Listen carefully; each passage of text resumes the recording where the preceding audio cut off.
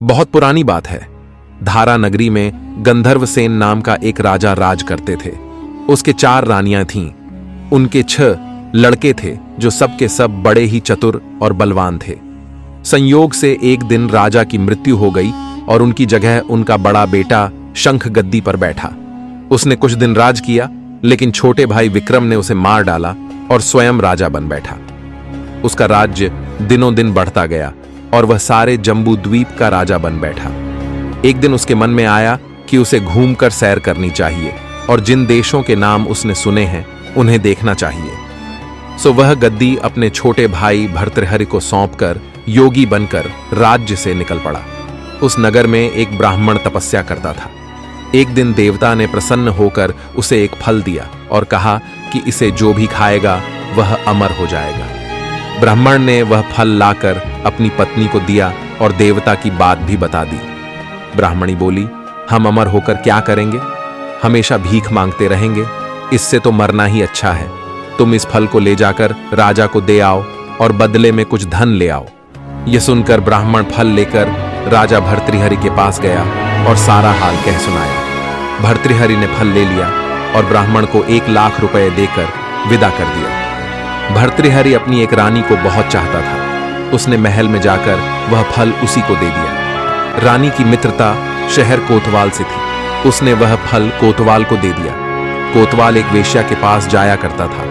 वह उस फल को उस वेश्या को दे आया। वेश्या ने सोचा कि यह फल तो राजा को खाना चाहिए।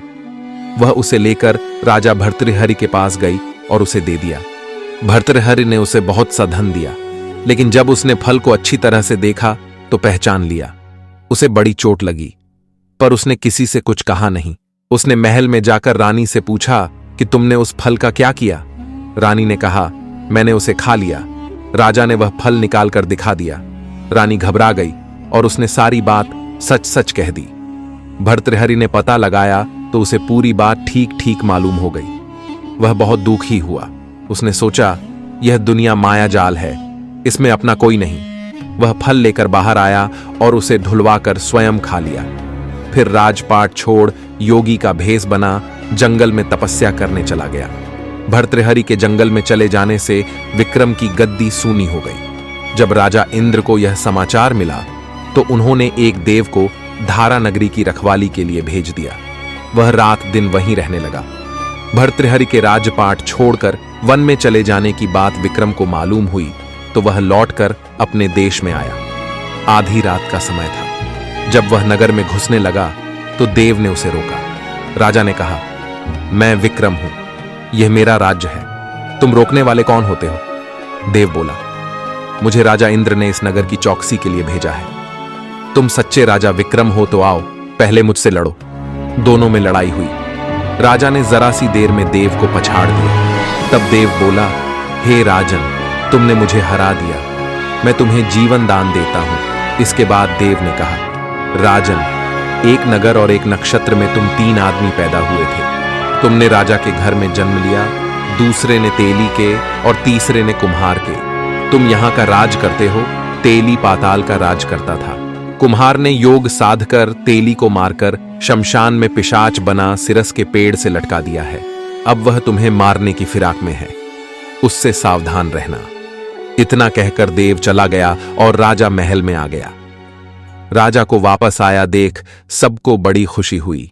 नगर में आनंद मनाया गया। राजा फिर राज करने लगा। एक दिन की बात है कि शांतिशील नाम का एक योगी राजा के पास दरबार में आया और उसे एक फल देकर चला गया। राजा को आशंका हुई कि देव ने जिस आदमी को बताया था कहीं यह वही तो नहीं है। यह सोच उसने फल नहीं खाया, भंडारी को दे दिया। योगी आता और राजा को एक फल दे जाता। संयोग से एक दिन राजा अपना अस्तबल देखने गया था। योगी वहीं पहुंच और फल राजा के हाथ में दे दिया। राजा ने उसे उछाला तो वह हाथ से छूटकर धरती पर गिर पड़ा। उसी समय एक बंदर ने झपटकर उसे उठा लिया और तोड़ डाला। उसमें से एक लाल निकला जिसकी चमक से सबकी आंखें चौंधिया गईं। राजा को बड़ा अचरज हुआ। उसने योगी से पूछा, आप यह लाल मुझे रोज क्यों दे जाते हैं? योगी ने जवाब दिया, महाराज, राजा, गुरु, ज्योतिषी, वैद्य और बेटी, इनके घर कभी खाली हाथ नहीं जाना चाहिए। राजा ने भंडारी को बुलाकर पीछे के सब फल मंगवाए। तोड़वाने पर सब में से एक एक लाल निकला। इतने लाल देखकर राजा को बड़ा हर्ष हुआ। उसने जौहरी को बुलवाकर उनका मूल्य पूछा। जौहरी बोला, महाराज, ये लाल इतने कीमती हैं कि इनका मोल करोड़ों रुपयों में भी नहीं आंका जा सकता। एक एक लाल एक एक राज्य के बराबर है। यह सुनकर राजा योगी का हाथ पकड़कर गद्दी पर ले गया। बोला, योगीराज, आप सुनी हुई बुरी बातें दूसरों के सामने नहीं कही जाती। राजा उसे अकेले में ले गया। वहां जाकर योगी ने कहा, महाराज, बात यह है कि गोदावरी नदी के किनारे मसान में मैं एक मंत्र सिद्ध कर रहा हूं। उसके सिद्ध हो जाने पर मेरा मनोरथ पूरा हो जाएगा। तुम एक रात मेरे पास रहोगे तो मंत्र सिद्ध हो जाएगा। एक दिन रात को हथियार बांधकर तुम अकेले मेरे पास आ जाना। राजा ने कहा, अच्छी बात है। इसके उपरांत योगी दिन और समय बताकर अपने मठ में चला गया। वह दिन आने पर राजा अकेला वहां पहुंचा। योगी ने उसे अपने पास बिठा लिया। थोड़ी देर बैठकर राजा ने पूछा, महाराज, मेरे लिए क्या आज्ञा है? योगी ने कहा, राजन, यहां से दक्षिण दिशा में 2 कोस की दूरी पर मसान में एक सिरस के पेड़ पर एक मुर्दा लटका है। उसे मेरे पास ले आओ, तब तक मैं यहां पूजा करता हूं। यह सुनकर राजा वहां से चल दिया। बड़ी भयंकर रात थी। चारों ओर अंधेरा फैला था। पानी बरस रहा था। भूत प्रेत शोर मचा रहे थे। सांप आ आकर पैरों में लिपटते थे, लेकिन राजा हिम्मत से आगे बढ़ता गया। जब वह मसान में पहुंचा तो देखता क्या है कि शेर दहाड़ रहे हैं, हाथी चिंघाड़ रहे हैं, भूत प्रेत आदमियों को मार रहे हैं। राजा बेधड़क चलता गया और सिरस के पेड़ के पास पहुंच गया। पेड़ जड़ से फुनगी तक आग से दहक रहा था। राजा ने सोचा, हो न हो यह वही योगी है जिसकी बात देव ने बताई थी। पेड़ पर रस्सी से बंधा मुर्दा लटक रहा था। राजा पेड़ पर चढ़ गया और तलवार से रस्सी काट दी। मुर्दा नीचे गिर पड़ा और दहाड़ मार मार कर रोने लगा। राजा ने नीचे आकर पूछा, तू कौन है? राजा का इतना कहना था कि वह मुर्दा खिलखिलकर हंस पड़ा। राजा को बड़ा अचरज हुआ। तभी वह मुर्दा फिर पेड़ पर जा लटका। राजा फिर चढ़कर ऊपर गया और रस्सी काट मुर्दे का बगल में दबा नीचे आया। बोला, बता, तू कौन है? मुर्दा चुप रहा। तब राजा ने उसे एक चादर में बांधा और योगी के पास ले चला। रास्ते में वह मुर्दा बोला, मैं बेताल हूं, तू कौन है और मुझे कहां ले जा रहा है? राजा ने कहा, मेरा नाम विक्रम है। मैं धारा नगरी का राजा हूं। मैं तुझे योगी के पास ले जा रहा हूं। बेताल बोला, मैं एक शर्त पर चलूंगा। अगर तू रास्ते में बोलेगा तो मैं लौटकर पेड़ पर जा लटकूंगा। राजा ने उसकी बात मान ली।